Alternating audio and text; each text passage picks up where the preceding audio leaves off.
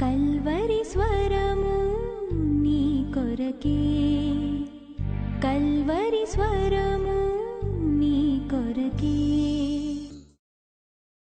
అవతారమందు యెహోవా నీకు ఉత్తరమిచ్చును, యాకోబు దేవుని నామమే నిన్ను ఉద్ధరించును.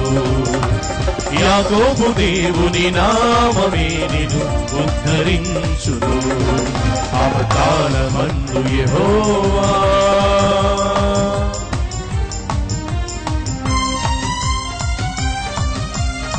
పరిశుద్ధ స్థలము నుండి నీకు సహాయము చేయును, సియోనులో నుండి నిన్ను నిత్యము ఆదుకొనును.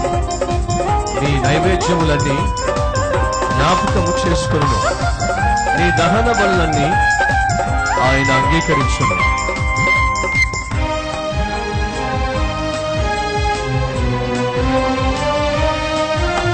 పరిశుద్ధ స్థలము నుండి నీకు సహాయము చేయును, సియోనులో నుండి నిన్ను నిత్యము ఆదుకొనును.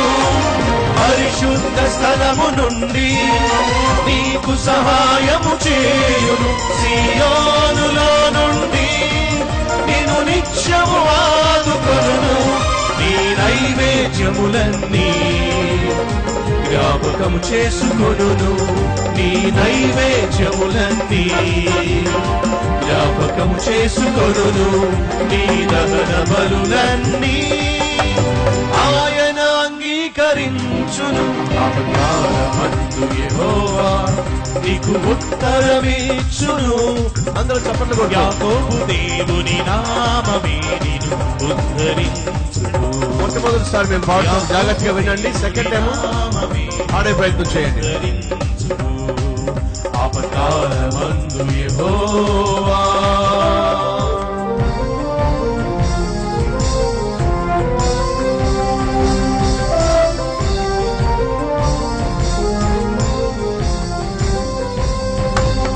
నీ కోరికను సఫలపరచి నీ ఆలోచన నెరవేర్చును. తన దక్షిణ హస్త బలమే నిన్ను నిత్యము ఆదుకొనును. నీ కోరికను సఫలపరచి నీ ఆలోచన నెరవేర్చును. తన దక్షిణ హస్త బలమే నిన్ను నిత్యము ఆదుకొనును. దురభిమాన పాపము నుండి నిన్ను తప్పించును. దురభిమాన పాపము నుండి నిన్ను తప్పించును. దేవుని యందు భయమే నిన్ను పవిత్రపరచును. అవతారమందు యెహోవా. 23వ వచనము. యోసేపు తన సహోదరుల యొద్దకు వచ్చినప్పుడు వారు యోసేపు అంగీని అతడు తొడుగుకుని ఉండిన ఆ విచిత్రమైన నిలువుటంగిని తీసివేసి అతనిని పట్టుకొని ఆ గుంటలో పడద్రోసిరి. రెండవ క్రియ. మొదటిది ఏమిటట? వస్త్రాన్ని తొలగించారు. రెండవది ఏమిటట? గోతిలో తోసేశారు. ఎందుకనట? ఏదో విధంగా అతన్ని గోతిలో పడేయాలి, ఏదో విధంగా అతన్ని సమాధి చెయ్యాలి. దయచేసి గమనించండి నా ప్రియ సహోదరి, నా ప్రియ సహోదరుడా. ఈ భూమి మీద నీతిమంతునికి కలుగు ఆపదలు అనేకము అనే సత్యము ఎప్పుడు ఎన్నడూ మర్చిపోవద్దు అని ప్రభువు పేట మనవి చేస్తున్నా. నీతిమంతుడైన యోసేపుకు ఎన్ని కష్టాలు వచ్చినాయి, నీతిమంతుడైన యోసేపుకు ఎన్ని ఇబ్బందులు వచ్చినాయి. తన వాళ్లే, తన తోబుట్టువులే తనను ఈరోజు ఏం చేశారు? గోతిలో తోసేశారు. ఈరోజు ఎవరైనా ఉన్నారా ఈ వాక్యం వింటున్న వారిలో? అన్నా, నా బ్రదరే నా కోసం గోతులు తవ్వుతున్నాడు, నా సిస్టరే నా కోసం గోతులు తవ్వుతుంది, మా మమ్మీయే నా కోసం గోతులు తవ్వుతుంది, మా నాన్నే నా కోసం గోతులు తవ్వుతున్నాడు, మా బిడ్డలే తల్లిదండ్రులు అని కూడా చూడకుండా మా కోసం గోతులు తవ్వుతున్నారు, మా ఆఫీస్లో మా టీం లీడరే గోతులు తవ్వుతున్నాడు, నా పక్కన కూర్చుని ఉన్నవాడే గోతులు తవ్వుతున్నాడు, నాతో ఉండేవాడే, నా పార్ట్నరే నా కోసం గోతులు తవ్వుతున్నారు. ఈ గోతులు తవ్వే వ్యవహారము కొత్తదేమీ కాదు, ఇదిగో అప్పటి నుంచే ఉంది. యోసేపు యొక్క సహోదరులే యోసేపును ఏం చేశారట? కొత్తగా గొయ్యి తవ్వడం దేనికని చెప్పి ఉన్న గోతులోనే తోసేశారండి. ఈరోజు అడుగుతున్నా, నిన్నెవరైనా గోతులో తోసే ప్రయత్నం చేస్తున్నారా? నిన్ను కనిపించకుండా చెయ్యాలి, నీ ఆనవాలు కూడా కనిపించకుండా, నీ అడ్రస్ కూడా కనిపించకుండా చేయాలి అని ఎవరైనా నీ మీద పన్నాగం పన్నుతున్నారా? అటువంటి ప్రమాదకరమైన పరిస్థితి గుండా నువ్వు వెళ్తున్నావా? అయితే జాగ్రత్తగా గమనించు. యెహోవా నీకు తోడుగా ఉన్నట్లయితే ఈ లోకంలో నీకు వ్యతిరేకంగా నియమించబడిన ఏ ఆయుధము వర్ధిల్లదు. ఎవరు ఎంతగా గోతులు తవ్వినా, ఎవరు ఎంతగా నిన్ను గూర్చి విపరీతమైన ధోరణి కలిగి అన్యాయము చేసే ప్రయత్నం చేసినా, దయచేసి గమనించు, దేవుడు తగిన సమయంలో నీ పట్ల కనికరం చూపి నిన్ను లేవనెత్తుతాడు అనే సత్యము మర్చిపోవద్దు. ప్రియ సహోదరి, సహోదరుడా, ఎస్, ఆ సమయంలో యోసేపునట గోతులో త్రోసేశారట. గోతులో తోసేసిన తర్వాత యోసేపు వచ్చిన కారణం ఏమిటి? వారి క్షేమం కోసం వస్తే, క్షేమం కోసం వచ్చిన వ్యక్తిని ఏం చేశారు? గోతులో పడేశారు. క్షేమం కోసం వచ్చిన వ్యక్తిని ఏం చేశారు? అన్యాయం చేసేశారు. క్షేమం కోసం వచ్చిన యోసేపును ఏం చేయాలని ప్రయత్నం చేశారు? గోతులో వదిలిపెట్టేస్తే అక్కడ ఆకలితో చస్తాడు, అల్లమటించి చస్తాడు. ఏదో విధంగా యోసేపును కడముట్టించాలి. ఎంత దౌర్భాగ్యం, ఎంత దుర్మార్గం ఈ సహోదరుల యొక్క హృదయం. ఆలోచించండి. గోతులో తోసేసిన తరువాత ఆకలితో లోపట అల్లమటించిపోతూ ఉంటే, ఆకలితో అల్లాడిపోతూ ఉంటే, యోసేపు తీసుకొచ్చిన ఆహారాన్ని ఎంత చక్కగా కూర్చుని భోంచేస్తారండి వీళ్ళు. చూడండి ఏం చేస్తున్నారు. అతనిని పట్టుకొని ఆ గుంటలో పడద్రోసిరి. ఆ గుంట వట్టిది, అందులో నీళ్లు లేవు. వారు భోజనము చేయ కూర్చుండి. ఎంత దుర్మార్గం అండి, ఎంత దుర్మార్గం అండి. నీతిమంతుడేమో పస్తులున్నాడు, నీతి మాలిన వాళ్ళేమో కడుపు నిండా భోజనం చేస్తున్నారు. ఇది ఒక్కొక్కసారి మనకు ఎంత కడుపు మంటను పుట్టిస్తుంది. బ్రదర్ మా ఆఫీస్లో సీనియర్ని, నేను బ్రదర్ అందరూ 8 గంటలు కష్టపడతా ఉంటే 10 గంటలు కష్టపడతాను బ్రదర్. నాకు రావాల్సిన ప్రమోషన్ నా పక్కోడు కొట్టేశాడు బ్రదర్. వాడు ఒట్టి లంచగొండి బ్రదర్. నా జీవితంలో నేను ఎప్పుడు లంచం పుచ్చుకోలేదు బ్రదర్. నన్నేమో అలాగే వదిలేశారు, వానికేమో ప్రమోషన్ ఇచ్చేశారు. లేదా ఆ రీతిగా అన్యాయం చేయబడిన వారు, కష్టపడే వ్యక్తికి, నీతిగా యథార్థంగా జీవించే వ్యక్తికి ఆ రోజు పూటకు అన్నం లేదు. అన్యాయం చేసే వారికి కడుపు నిండా భోజనం. ఉన్నారా ఈ రోజు అటువంటి స్థితిలో? మా ఇంట్లో నేను ఎంతో నమ్మకంగా జీవించా, ఎంతో కష్టపడి జీవించా, ఎంతో ప్రయాసపడ్డా. మా నాన్నేమో నాకు ఇవ్వాల్సిన ఆస్తి కాస్త తాగుతూ తిరుగుతూ ఇష్టానుసారంగా జీవించే ఆ అన్నకి, ఆ తమ్ముడికే ఇచ్చేశాడు. ఆస్తి విషయంలో అన్యాయం చేయబడ్డా, ఉద్యోగ విషయంలో అన్యాయం చేయబడుతున్నా, పార్ట్నర్షిప్ విషయంలో అన్యాయం చేయబడుతున్నా. నేను కష్టపడి ఆర్డర్స్ తీసుకొస్తున్నా, నేను కష్టపడి బిజినెస్ చేస్తున్నా, ఎక్కడ నష్టం రాకుండా రేంబగళ్ళు ప్రయాసపడుతున్నా. అతడు కూర్చొని కేవలం ఎక్కడది క్యాష్ కౌంటర్ దగ్గర కూర్చుంటాడు. దేశం మీద పడి తిరిగేది నేను, ఆర్డర్స్ ఇచ్చేది నేను, పని చేయించేది నేను. నాకేమో అన్యాయం జరుగుతుంది. అన్యాయస్తుడేమో దర్జాగా బ్రతుకుతున్నాడు. అన్యాయం చేయబడుతున్నాను. Are you going through such a condition? అటువంటి పరిస్థితి గుండా నువ్వు వెళ్తున్నావా? ఎస్. అనేక సందర్భాల్లో బైబిల్లో మనం చూసాం. ఏమిటి?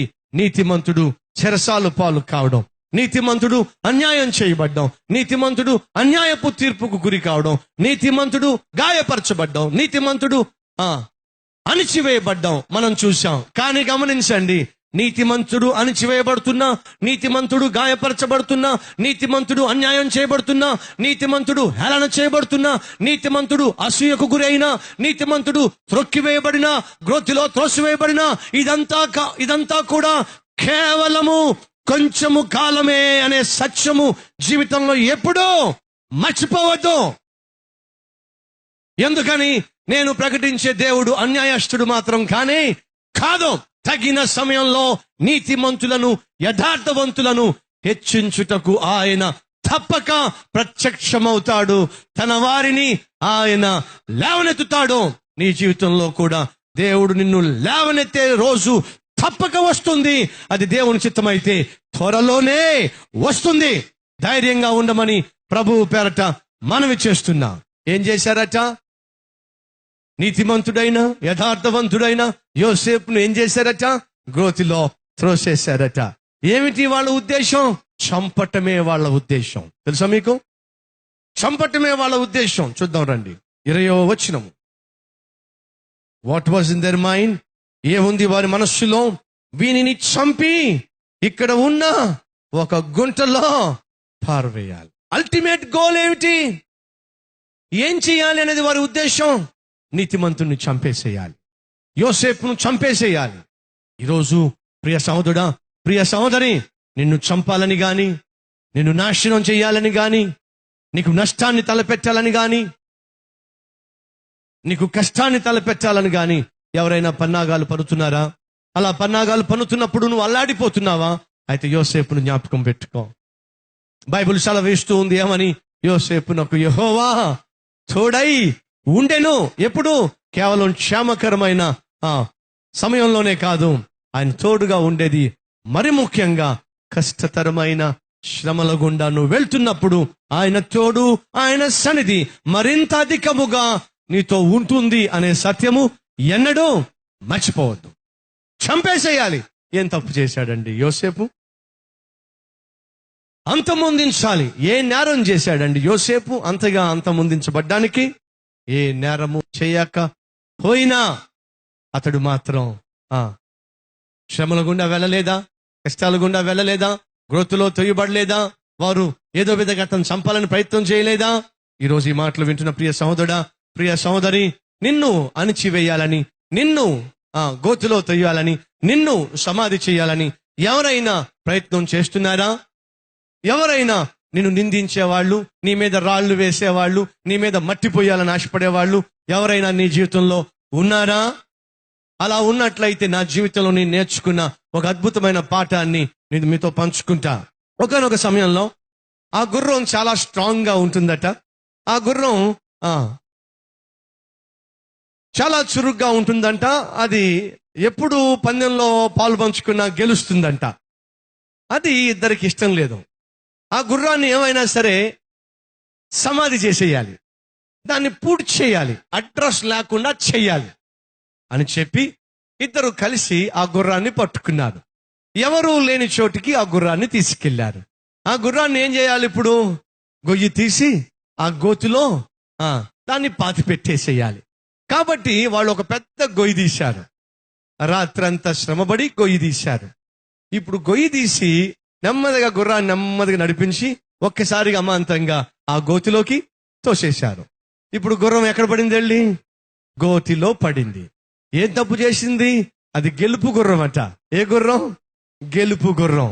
ఈరోజు నా ప్రియ సహోదరుడా, సహోదరి, నువ్వు గెలిచేవాడిగా ఉన్నావు గనుక, నువ్వు యథార్థవంతుడిగా ఉన్నావు గనుక, నువ్వు నీతిమంతుడిగా ఉన్నావు గనుక, నువ్వు ప్రభువు బిడ్డగా ఉన్నావు గనుక, నువ్వు నిజమైన క్రైస్తవుడిగా బ్రతుకుతున్నావు గనుక, నీ సాక్ష్యాన్ని నువ్వు కాపాడుకుంటున్నావు గనుక సైతాను నీ విషయంలో మౌనంగా ఉండడు. సైతాను మనుషులు కూడా నిన్ను ప్రశాంతంగా ఉండనివ్వరు. ఇది ఆది నుండి నేటి వరకు జరుగుతూ ఉన్న అనుదిన ప్రక్రియే. అలాంటి సమయంలో ఏం చేయాలో ప్రభువు పేరట మీతో పంచుకుంటున్నా. ఆ గుర్రాన్నట ఆ గోతిలోకి త్రోసేశారట. వాళ్ళు ఇప్పుడు చేయబోతుంది ఏమిటంటే, గుర్రం గోతులో పడింది కాబట్టి గబగబా మట్టి పూడ్చి చేస్తే బతుకున్నగానే ఆ గుర్రం ఏమవుతుంది? సమాధి అయిపోతుందట. అది వాళ్ళ ఆలోచన. ఇప్పుడు అన్యాయంగా గోతిలో త్రోయబడిన ఈ గుర్రం ఏం చేయాలి? ఏం చేయాలి? నేనే తప్పు చేయకపోయినా, వాళ్ళని ఎప్పుడు నా కాలు పెట్టి తన్నకపోయినా, నాలో ఏ లోపం లేకపోయినా, చూసారా నన్ను ఎంతగా వీళ్ళు ద్వేషిస్తున్నారో, నన్ను బ్రతుకుండగానే సమాధి చేయాలని ఆశపడుతున్నారు. ఏమిటో నా బ్రతుకిలాగా అయిపోయింది. నా కర్మ ఏంటంట, నా కర్మ ఇలా కాలింది. కర్మ కాలడం ఏమిటో నాకైతే తెలియదు. నా కర్మ ఇలా కాలింది, ఆఖరికి ఈ విధంగా నేను చావాల్సి వచ్చింది, ఈ విధంగా నా బ్రతుకు తయారు అని చెప్పి నిరుత్సాహపడచ్చు.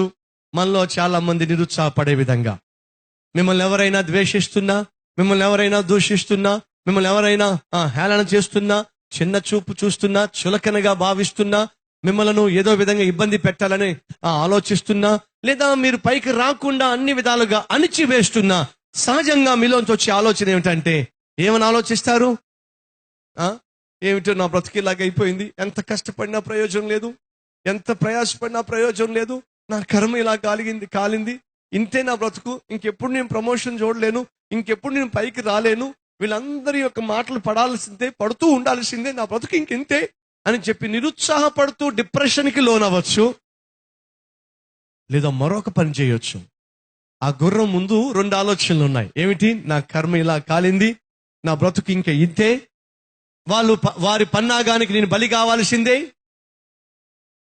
వారు చేసే ఆ దారుణానికి నేను తల ఒగ్గాల్సిందే అని చెప్పి ఆ గుంటలోనే పడి చచ్చిపోవచ్చు. లేదా ఆ గుర్రం ఒక తీర్మానం తీసుకోవచ్చు. ఏమిటి ఆ తీర్మానం అంటే, వీళ్ళ పన్నాగానికి నేను తల ఒగ్గను, వీళ్ళ పైత్యానికి నేను లొంగిపోను, నాకు వ్యతిరేకంగా నియమించబడిన ఈ గొయ్య నన్ను ఏమాత్రము పూడ్చజాలదు. వాళ్ళ ప్రయత్నం వాళ్ళు చేస్తారు, నా ప్రయత్నం నేను చేస్తా. వాళ్ళ ప్రయత్నం ఏంటయ్యా అంటే, చీకటి పడి రాత్రి వేళ కదా, గొయ్యి తవ్వడానికి చాలా టైం అయిపోయింది కదా, ఇంకొక గంటలో తెల్లారిపోబోతుంది కదా, తెల్లారిపోబోక మునుపే ఏం చేయాలి? ఈ గుర్రాన్ని పాతి పెట్టేసేయాలి, కనిపించకుండా చేయాలి అని చెప్పి వాళ్ళు చాలా స్పీడ్గా అటువైపు ఒకడు ఇటువైపు ఒకడు ఏం చేస్తారు? మట్టి అంతా పారదీసుకొని ఆ గొంతులో పోసేస్తా ఉన్నారు. ఇప్పుడు మట్టి పోస్తున్నారు దేని మీద? గుర్రం మీద. ఇప్పుడు ఇది ఏం చెయ్యాలి? నా కర్మ ఇలా కాలింది అనుకోవాలా, లేదా ఏమైనా సరే వీళ్ళ యొక్క పన్నాగానికి నేను బలి కాకుండా బ్రతికి బయటపడాలి, నేను జీవించాలి, ఎందుకొరకు నేను పుట్టానో ఆ చిత్తము నాలో నెరవేరాలి అనే ఒక దృఢ నిశ్చయం కలిగిన ఆ గుర్రం ఒక ఆలోచనకు వచ్చింది. ఏమిటి ఆలోచన అంటే, వాళ్ళు నన్ను కప్పెట్టాలి అని ప్రయత్నిస్తున్నారు కనుక నేను ఒక కళ ప్రదర్శిస్తా. ఏమిటి ఆ కళ అంటే, దులుపుకోవడం నేర్చుకుంటా అందట. ఏమిటది? దులుపుకోవడం నేర్చుకుంటా అందట అని చెప్పి ఆ గుర్రం పాపం ఏం చేసిందట? ఆ గుంట్లో ఉంది కదా, ఆ గుంట్లో ఉన్నప్పుడు వీళ్ళు ఏం చేశారు? మట్టి పోస్తున్నారు కదా, మట్టి పోస్తూ ఉన్నప్పుడు ఆ గుర్రం ఇలా ఉండి ఏం చేసింది? ఇలా దులుచుకుందంట. ఏం చేసింది? దులిపిందంట. ఏం దులిపింది? మట్టి దులిపిందంట. వాళ్ళు మట్టి వేస్తున్నారు, మట్టి దులుపుతుంది, ఆ కాలు మట్టి మీద వేస్తుంది. మళ్ళీ మట్టి వేస్తున్నారు, మట్టి దులిపింది, కాళ్ళు మాత్రం మట్టి మీద పెట్టింది. మళ్ళీ మట్టేశారు, మట్టి దులిపింది, దులుపుకుంటూ ఉంది. వీళ్ళేమో త్వరగా మట్టంతా పోసేశారు, ఆ గోతిని కాస్త నింపేశారు. అమ్మయ్యా అని తిరిగితే ఆ గుర్రం వీళ్ళ వైపే చూస్తా ఉంది. బయటకు వచ్చి ఏం చేస్తా ఉంది? బయటకు వచ్చి వీళ్ళని చూస్తా ఉంది. ఇదేంటి, మనం కప్పేశాం కదా. ఎస్, కప్పేశారు. కప్పడం వీళ్ళకున్న కళ, దులుపుకోవడం దానికున్న కళ. ఈ లోకంలో మనుషులు అనే మాటలు గాని, వారు నీకు వ్యతిరేకంగా చేసే పన్నాగాలు గాని, వారు విసిరే రాళ్ళు గాని నీ మీద పడి నిన్ను సమాధి చేయకుండా ఉండాలి అంటే నీ జీవితంలో దులుపుకోవడము నేర్చుకోవాలి. ఎప్పుడైతే దులుపుకోవడం నేర్చుకుంటారో, సిస్టర్స్, మీ అత్త అస్తమానం ఒక మాట అంటుందా? దులుపుకోండి. మీ కోడళ్ళు అస్తమాను, ప్రియ తల్లుల్లో మీ కోడలు అస్తమాను మిమ్మల్ని బాధిస్తున్న మాటల చేత ఒట్టిన దులిపి, ఆమెని కాదు, దులపండి అంటే ఆమెని కాదు, ఒట్టిన దులిపేసుకోండి. ఇది ఒక పిచ్చిది, ఇలాగే మాట్లాడుతూ ఉంటుంది అని దులిపేసుకోండి. మీ ఆఫీసులో, మీ ఉద్యోగాల్లో ఎవరైనా అస్తమాను మీ మీద నిందలు వేస్తున్నారా? అపనిందలు వేస్తున్నారా? రాళ్ళు వేస్తున్నారా? మిమ్మల్ని సమాధి చేసే ప్రయత్నం చేస్తున్నారా? జీవితంలో ఎప్పుడు ఈ సత్యం మర్చిపోవద్దు. ఎవరు ఎన్నన్నా అనుకోనివ్వండి, ఎన్ని రాళ్ళైనా వేయనివ్వండి, ఎంతైనా దుమ్మెత్తి మీ మీద పోయినవ్వండి, మీరేం చేయాలి? దులుపుకోవడం నేర్చుకోండి.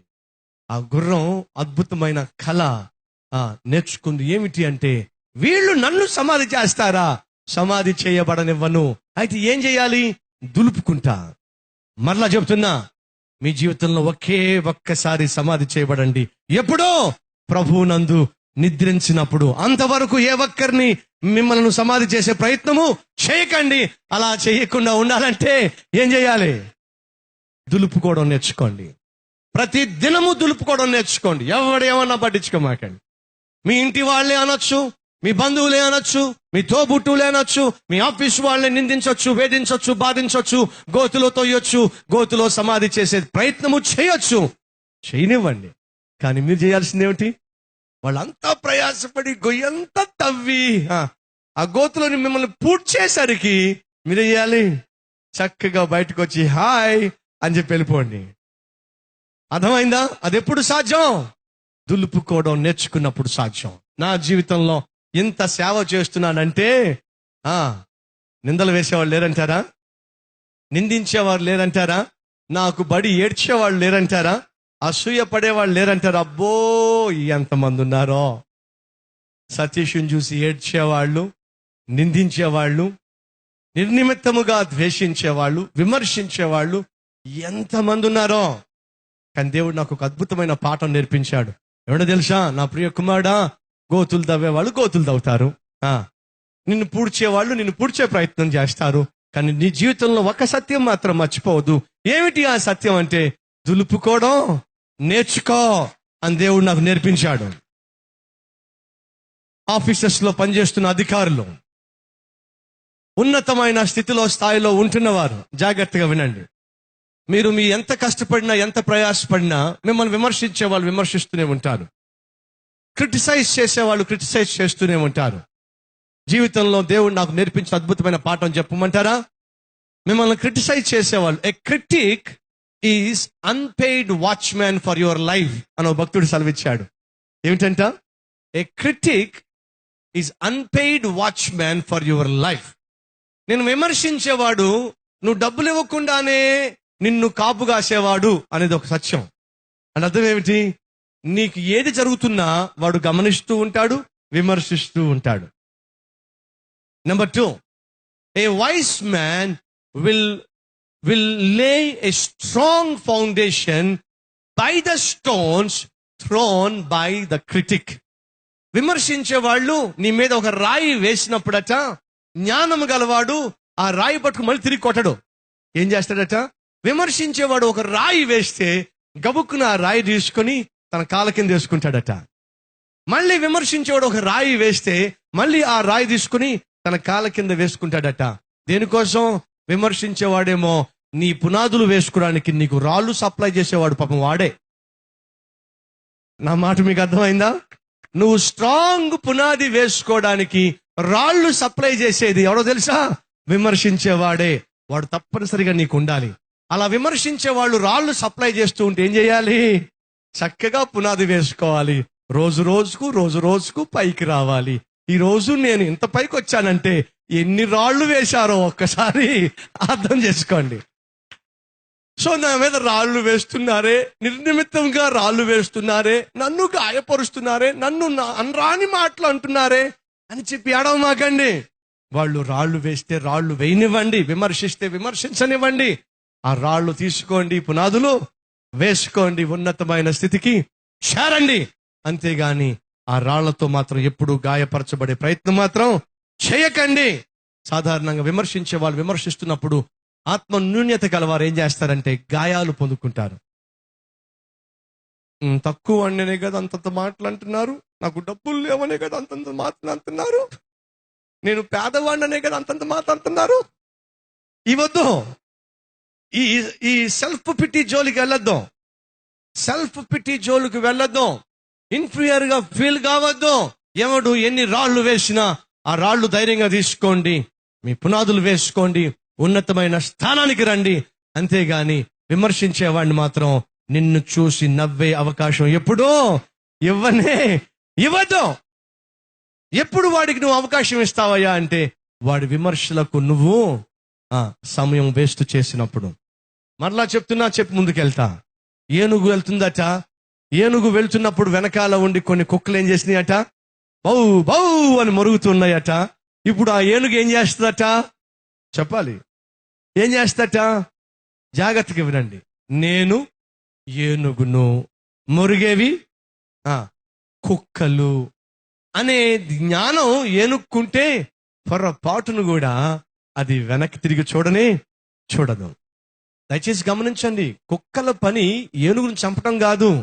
ఏనుగు భయపడి వెనక్కి తిరిగితే చాలు, జయించినంత చప్పట్లు కొట్టుకుంటాయి. అర్థమైందా?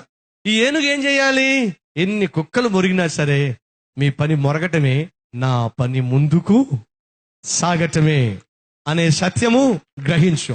ప్రియ సహోదరుడా, ప్రియ సహోదరి, విశ్వాసమునకు కర్తయు దానిని కొనసాగించు యేసు వైపుకే చూస్తూ ముందుకు సాగాలి గాని ఎవరో ఏదో అన్నారని, ఎవరో నిన్ను చూసి తప్పుగా మాట్లాడారని లోపల కృంగిపోయి, లోపల బలహీనమైపోయి, లోపల బాధపడిపోతూ భోజనం చేయడం మానేసి, ఆహారాన్ని పక్కన పెట్టేసి, పస్తులు ఉండి ఆరోగ్యాన్ని పాడు చేసుకుని, ఉద్యోగానికి వెళ్లకుండా, వ్యాపారం చేయకుండా, కుటుంబ బాధ్యతలు పట్టించుకోకుండా నీలో నీవు కృంగిపోయినట్లయితే నా బైబిల్ సెలవిస్తా ఉంది, శ్రమ దినమున నువ్వు కృంగిని ఎడలా చేతగాని వాడివైపోతావు.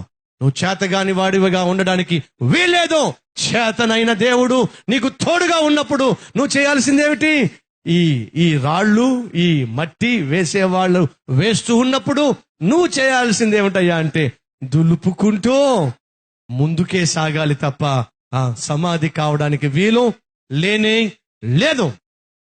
యోసేపు యొక్క సహోదరులే, యోసేపు నీతిమంతుడైతే యోసేపు యొక్క సహోదరులు నీతిమాలిన జీవితం జీవిస్తూ యోసేపును నిర్దాక్షిణ్యంగా గోతిలోకి త్రోసేశారు. అక్కడే ఉండిపోయాడా? ఉండిపోలా. ఎందుకని? యెహోవా అతనికి తోడుగా ఉన్నాడు. యెహోవా అతని పట్ల శ్రేష్టమైన ఆలోచనలు కలిగి ఉన్నాడు. కాబట్టి అద్భుతంగా గోతిలోంచి బయటకు తీసుకుని రాబడ్డాడు. నిన్ను కూడా గోతిలో తోసేవాళ్ళు గోతిలో తోసే ప్రయత్నం చేస్తారు. కానీ నీ జీవితంలో గోతిలోనే ఉండిపోయి, దిక్కుమాలిన స్థితిలోనే ఉండిపోయి, అన్యాయం చేయబడి అడుగంటిపోయిన స్థితిలో చతికిల పడిపోవడం దేవుని చిత్తం ఎన్నటికీ కానే కాదు. నీ జీవితంలో ఈ రోజు నువ్వు పొందుకుంటున్న అన్యాయాన్ని, నీ జీవితంలో ఈ రోజు నువ్వు అనుభవిస్తున్న అవమానాన్ని తొలగించే రోజు రాబోతుంది. ఆ రోజు వచ్చినప్పుడు నువ్వు గోతిలోంచి తప్పక బయటకు వస్తావు, సింహాసనం దగ్గరకు చేర్చబడతావు, ఉన్నతమైన స్థితిని పొందుకుంటావు. ఆ రోజు వచ్చేంత వరకు ముందుకే సాగడానికి దులుపుకోవడం నేర్చుకొని ముందుకే క్రీస్తును చూస్తూ సాగే ప్రయత్నం చేస్తావా? అవును అన్నట్లయితే నాతో పాటు కలిసి ప్రార్థన చేస్తావా? Let us pray. ప్రార్థన చేద్దాం. ప్రతి ఒక్కరూ తలలు వంచు.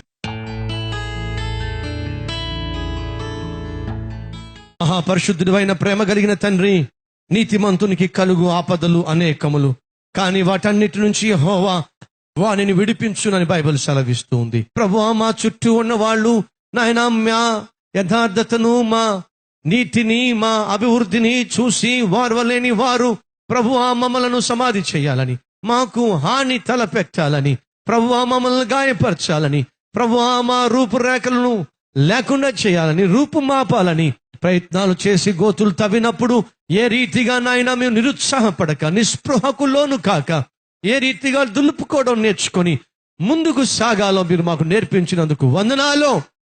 విమర్శించే వాళ్ళు రాళ్లు విసిరినప్పుడు దిగులు పడక, ఆ రాళ్లను మా పునాదులుగా మార్చుకోవడానికి, పునాదులు వేసుకొని పైకి లేవడానికి రావడానికి కావలసిన కృపను ఇవ్వమని ఈరోజు విత్తబడిన ఈ వాక్యం అందరి హృదయంలో ఫలించి నాయన ఫలభరితమైన జీవితంలో మేము జీవించుటకు సహాయపడులాగున సహాయము చేయమని యేసు నామములో వేడుకొనుచున్నాము తండ్రి. ఆమేన్.